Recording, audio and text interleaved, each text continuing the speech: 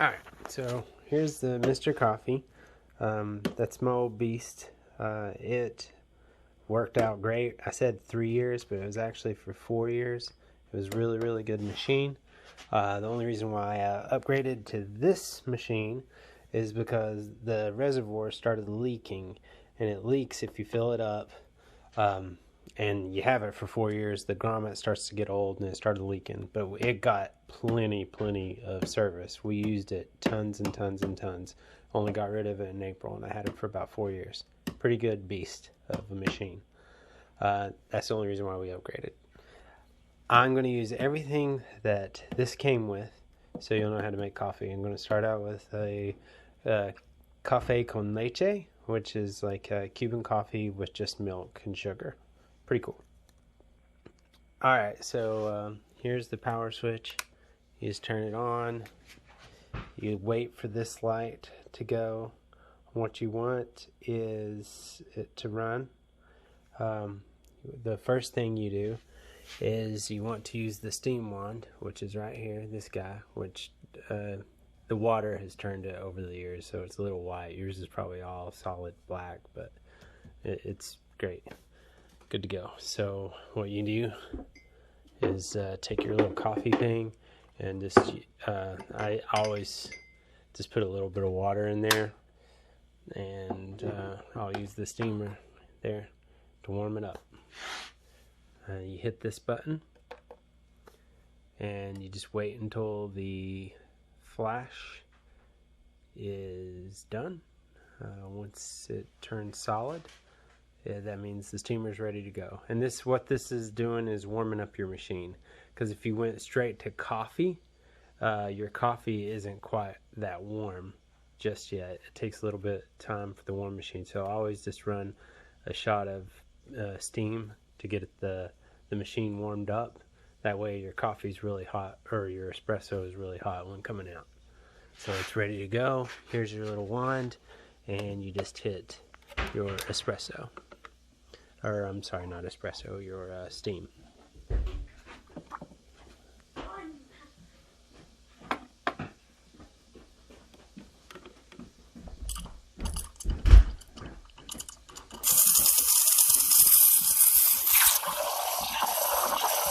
It's been a while since I've ran this machine, so it took a little bit.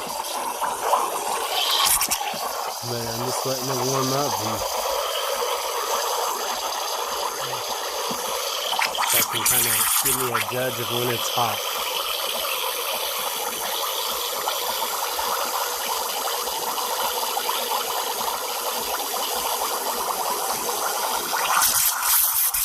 Good and steamy, it's boiling the water. And you know the machine's getting warm. Pretty cool. So all you do is you can just set that there and let it steam. Come it back, bring it in the middle, and it stops.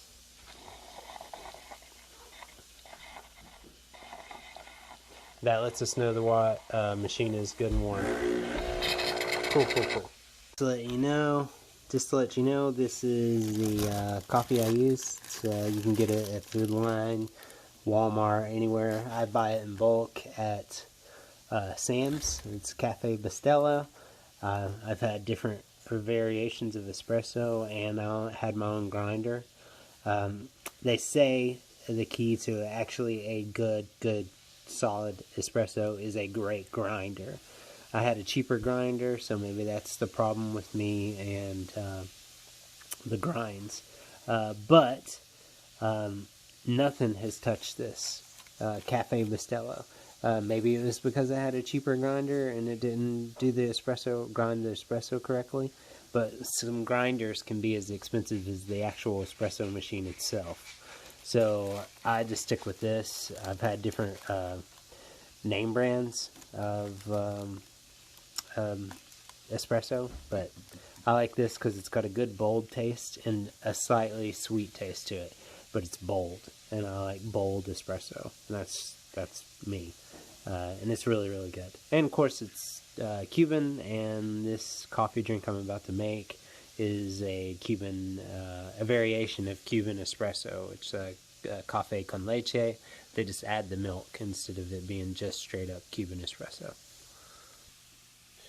I also wanted to show you this. These are the portafilters, if you will. Portafilters. This one came with the Mr. Coffee, right? This portafilter is more filtered. It's basically pressurized, I guess is what they call it. That's basically the ones that I use for the kids. It doesn't make the coffee quite as strong, and it's a little bit sweeter tasting. But this one came with this machine, and this one is similar to the Mr. Coffee one, but you'll see these little holes. It's not less filtered, so it's kind of got a little bit bolder taste. That came with this one too. This one though, however, I still use for my drinks. It's actually, I find it a better portafilter than these. It has the espresso, the taste better. Maybe it's because it's a little bit more seasoned, because I used it for 4 years. I don't know, but I actually still use this today with this machine. And you're lucky because this is what came with your machine. Alright, so this is your coffee scooper. You scoop the coffee in there. This is 2, so essentially it would take 2 of these, but I'll go ahead and tell you, you'll put 1 solid of all this in there, 1, and then you'll probably fill it about a quarter away and put it in there, tamp it a little bit, and put another quarter in there, tamp it a little bit, and maybe go forth like that until it's full. Because if you do just 2 big giant scoops like that, you're going to get espresso grinds everywhere. Tamp it lightly too. Since you're not tamping it all at once and making it there, you want to tamp it lightly, because if you tamp it solid really hard one good time, and then it causes it to like layer up, and then it doesn't stream through the espresso as well. So this is a great tamper, but you do have to give it a little pressure to tamper. It's just a piece of plastic, right? So you have to, press it a little bit harder. This came with my machine, but you can also purchase these. This thing is heavy. Like, it feels pretty solid. But once again, money. These things can be expensive too. I think this would cost you about $30, something like that on Amazon. And it's really heavy, like a big paperweight, and it's a tamper. But it came with my machine. This came with your machine. It works just fine. You just got to put a little bit of pressure to make it even all the way around. I'll show you what I'm talking about here in a second. Alright, here's the coffee. I put it in this little dish here. Works pretty cool. Keeps it fresh. It's sealed tight. That's what you want. You want your espresso to be fresh. Some people say put it in the fridge. I do not recommend it in the fridge. I don't think it is as fresh when you do it that way. That's just me. I'm not a fan of it being in the fridge, personally. So that's what I was talking about. I did a full scoop, a quarter scoop, quarter scoop. Of course, I've been doing this for, like I said, 4 years with this machine, so it was trial and tribulations with it myself. So even as you can tell, I put it on there and it kind of just went everywhere, and I'm not to the amount that's supposed to be in there just yet. Or maybe no, I'm not quite. Close though. So it'll take some experience, but what you want is you want it even all the way around. I put just a little bit more than that. You kind of, for me, I like to make it almost parallel to the edge, if that makes sense. Some people don't do it that way. They just do the recommended scoopage. Me, I, of course, am silly, and I want it as strong as I can. So that's where I was talking about the extra pressure. Once it's full to the top, you want to give it a little bit of extra pressure. That way it's even all the way around. And then what you do is dust the scoop off as much as you can. Wipe it off. It's hard to do with one hand. I'm filming this, of course. If I was a professional, I would not be filming it this way. I'd have a tripod or something like that. But you just dust off the scoop, Then you put it in your portafilter filter reservoir right here. Boom. Sets right in there. Boom. Now this one is less tricky actually than my new one to hook in there. But basically you're putting it up in there until it hits those grooves. Like I said, I haven't used this one in a while, but I did use it for 4 years and I kind of found it very easily. You just click on it until it's even right there. Right, good to go. You get that little clipper. Everything's good, solid. It's not falling. It's locked in there. Boom, bam, wham. Thank you, man. All right. So for me, I've used this for a while. I wash it time to time, but I've used it for so long it has turned colors. But that's the heart of espresso, man. It gives you great flavor. Speaking of cleaning, the secret to the longevity of this machine is that you have to clean it all the time. Every use you have to clean it. I'll show you how to clean it, but you have to clean it after every use. Actually, how I got this so cheap originally is because it recommended to only clean it every 2 to 3 uses. I cleaned it every use because I read an Amazon review, and the people that did not do it after every use, the machine broke, right? So I cleaned it all the time, and I'll show you how to do that. It's pretty easy. But the one thing I don't ever clean is this right here. Never clean that. That's where it gives you your flavor. Anyway, we're ready to go. Boom, espresso. Make sure it's even in there. Like I said, I use this little machine. A lot of people use espresso cups, and I have those, you know, but I like to know exactly how much espresso to put into what drink. So that's the reason why I just use this old pitcher. Pretty cool. Anyway, here you go. Now what you do is switch that to the espresso drink, and you're going to see the magic happen. It's a little loud, but all machines are. This one is actually way louder than this machine, believe it or not. Has a I accidentally hit stop. Anyway, has a great for a machine, man. Sometimes this, and it's partially the portafilter I was talking about. It does such a good job of stacking the espresso. You can see the creme. That's that white stuff right here, or the, I guess not white stuff, but like the bubbly brown tan stuff up top. It's got a solid brim handle there. So for me, that was a 4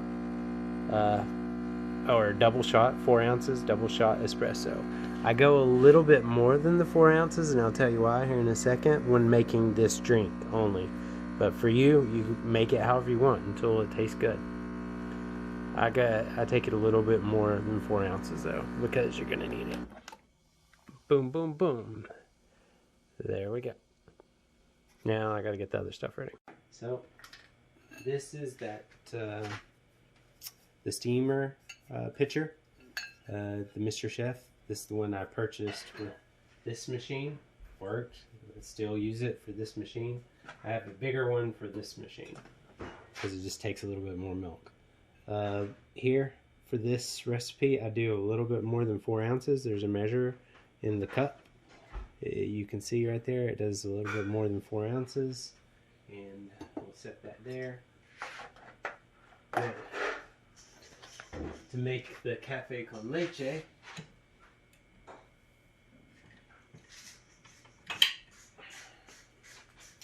I get the sugar ready. For this, it is a sweet drink, so use it as how you want to. But it's basically a teaspoon, 1 teaspoon,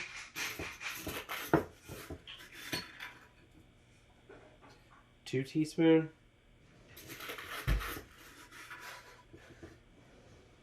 3 teaspoons. Like I said, a lot of sugar.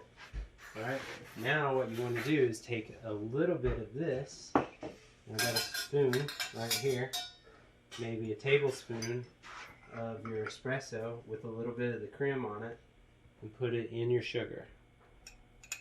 Right? Just like that. And you want to mix it up until it's almost like a peanut butter consistency.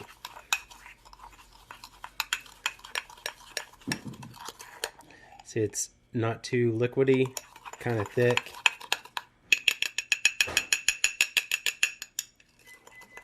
Like I said, almost to a peanut butter consistency. Now, what we're going to do is take that, set it right here for now. We're going to take your coffee here in just a second and pour it in there.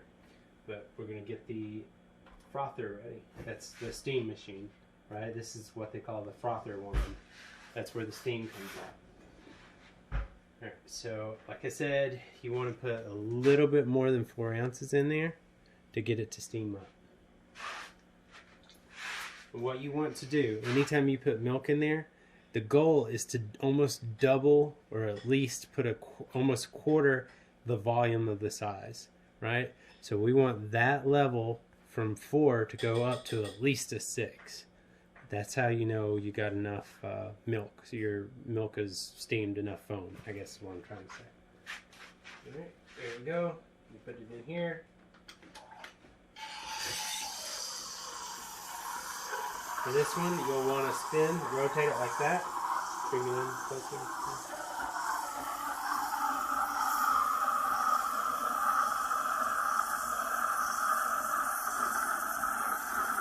So, it's been a while since I've used this machine, so it might not turn out as great, but I think I can double up the volume. You just have to work a little bit. So what I do is I spin, and you can, I let too much air get in it, and that's the reason why there's those bubbles. But you can get rid of those bubbles by just setting it out deeper into the pitcher.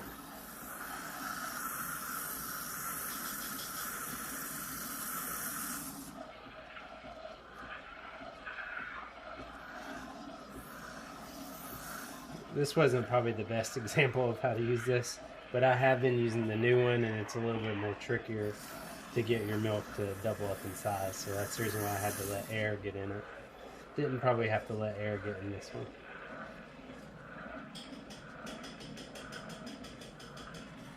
So you just fill this to the temperature of what you want your milk.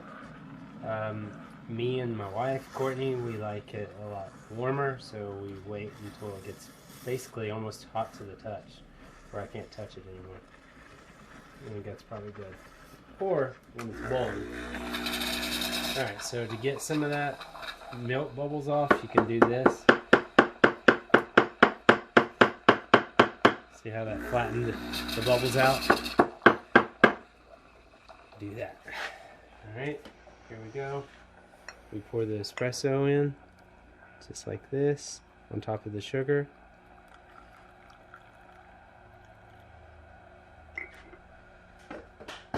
And here, you take your spoon, just like this, and we just let the milk pour in there.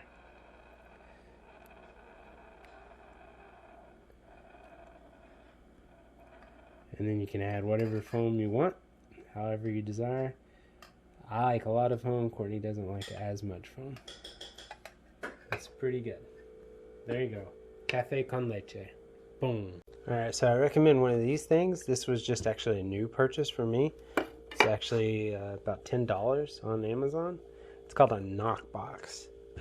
This was from this morning, but basically you knock your coffee into here. You basically beat it, and it actually it looks like hockey pucks. They call them pucks when they come out. That's an espresso puck. Anyway, what you do is you take your coffee here.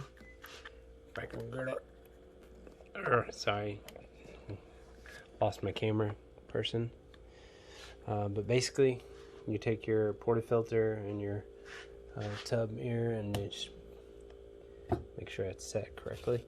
And all you do is beat it.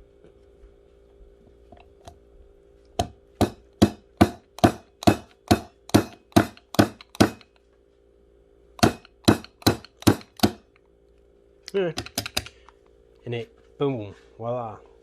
Saves you from taking your spoon and really grinding in there. You just knock it. If I had, my hand solid, you would see that a little bit easier. But pretty cool. So this was Courtney's. Courtney uses a spoon to she drinks all of her coffee. She doesn't stir it up. She drinks it all, and then she uses a spoon to scoop the sugar out at the end. So, but most people would just stir it with the spoon. And I don't recommend like a regular spoon. I recommend like kind of like a bar spoon if you're gonna stir coffee drinks up. Which mine's gone. It's probably being cleaned right now. But yeah, you just use like a bar spoon to stir it up. Here's the stir spoon. Looks just like this. You would just pour it in and look, it's just the red button. Alright, so I'm going to attempt this one more time just to get a little smoother than I did the last time. Once again, you run the steam.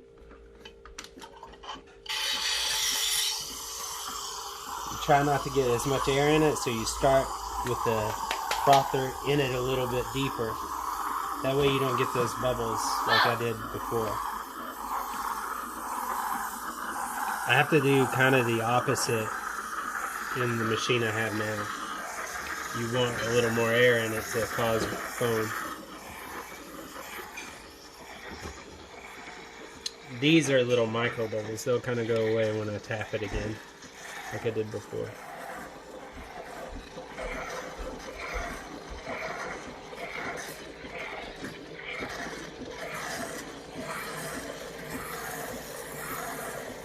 Oh, one thing, you always want your pitcher to be cold. So every time you make a new cup of coffee, make sure you rinse it out with cold water, not hot water.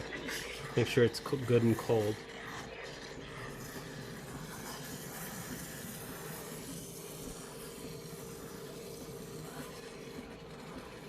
A little less.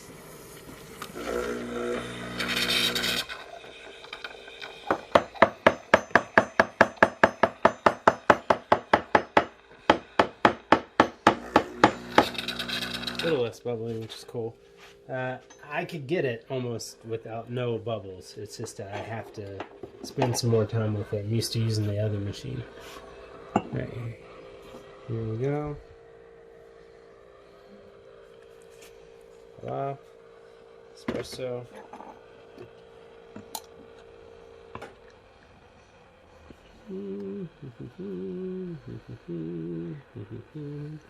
And you could do it a little design if you want, like a little heart, whatever you want.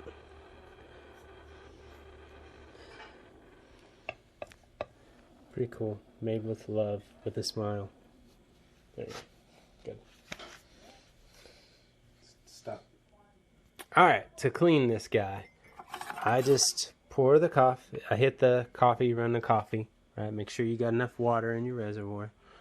Run the coffee, and I do a couple ounces of just water.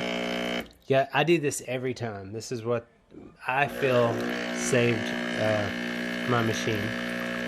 Gave it some longevity here. Alright, so I did about 2 ounces there. 2 ounces of water. I'm going to come, move it, grab a clean towel or a paper towel, either one. But you'll find that you will use up paper towels a lot if you use a paper towel.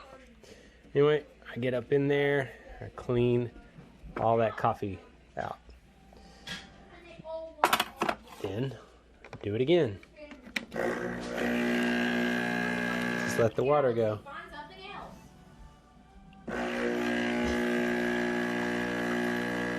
Water. Boom. Then boom.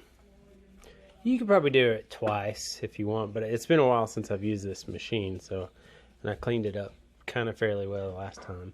You can see there's not that second time there wasn't that much residue, so it's probably good. But I'm going to do it one more time just because I probably won't be using it as much, so I get it really good and clean for a third round. I definitely recommend at least twice, though, every time you do it. Let that water out. Alright, so that's about 6 ounces of water. Take that out and do one more last clean. See? Hardly anything that time. Good to go. Perfect. Now what I'm going to do is I'm going to empty this, right? Clean my cup out. Put maybe a half a cup of cold water. And then I'm going to come back and try to clean this the best I can. So I'll steam it, run it, and wipe it off as it's still hot. And then I'll show you what you do afterwards. This is all part of the cleaning process. Alright, back with my water. Going to flip the froth button again, or the steam button, whatever you want to call it. And what I do is kind of similar to the process we used to warm it up. I'm going to use it to clean the wand. I mean, I will say, I mean, this machine still today makes a good cup of coffee. The taste is just almost identical to the taste I use on the big machine. There is a fine difference with maybe the foam on the other machine, just because it's the pressure is a little bit more. This is a 15 bar, and that's a 19 bar. But really, it's not that bad. I mean, that one's just a little bit prettier, I guess. But this is a great machine. When I saw it, I had you jump on it because they kind of quit making it for a while. I don't know if it's because those directions were wrong. You kind of need to clean it after every use instead of 2 uses, or 2 or 3 uses, because this thing lasted a long time, but when I went to go get a new one, it wasn't there. So when I saw it, that's the reason why I had to jump on it. So all I'm doing is warming this water up, cleaning it, kind of, believe it or not. The water's already taken it off. And what I'll do is I'll let it get the water hot to a boil.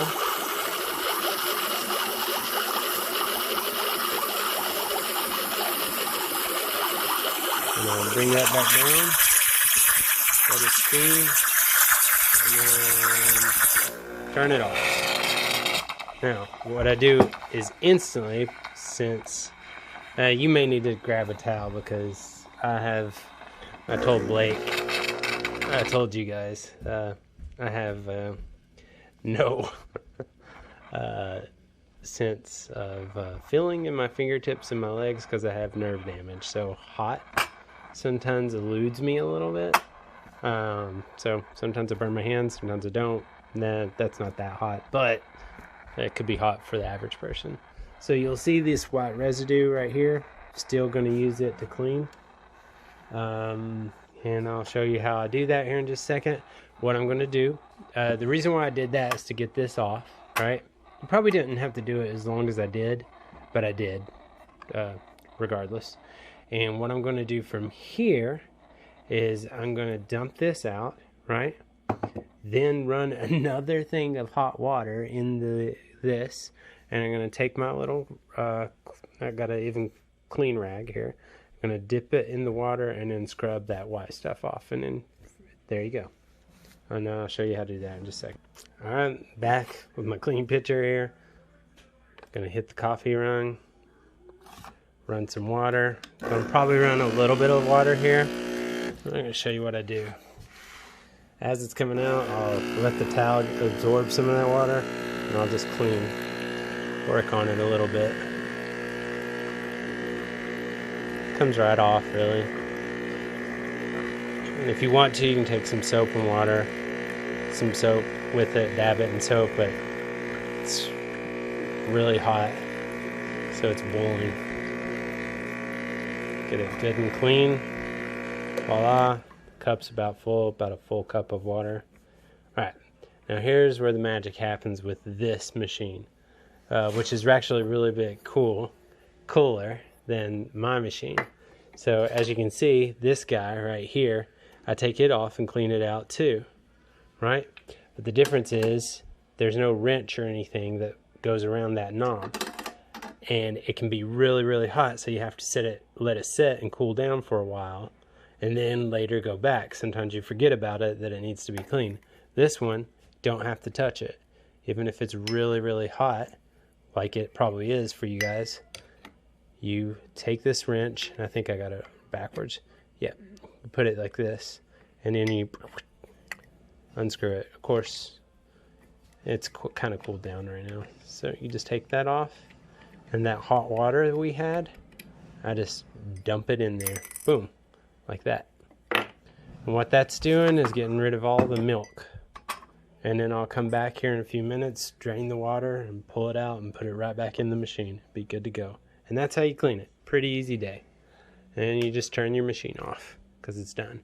Now, the next thing that you do have to do, each time a cycle has been going through, so each time you do this or this, what it does is it pours some water in the reservoir, right? And this is where I was talking about. If I leave that reservoir in the back hooked up, it leaks, and this thing will get way too full, and it gets water all over the place. That's the reason why I had to get a new machine in the first place. Yours should be just fine, for at least for a long period of time. So you just empty this, put it back, and you're good to go. Now, it's naturally, when the machine is running, it's natural for this to fill up. That's fine, because it's supposed to do that. It's supposed to get that steam builds up that hot water and pressure, and it's shooting that pressure into the steamer, right? And then it runs a cycle, and it puts everything left over right into here, right? Which is natural. It's good. But what my machine was doing after 4 years of use, the grommet in here is bad, and that water leaks out into this, and it fills up, and it kind of overflows into everything. So that's the reason why I had to get a new machine. But as long as I empty it out, it actually is okay. It's just that we were getting kind of tired of that. So that's the reason why we upgraded. Anyway, there you go. Hope you enjoy your new espresso machine.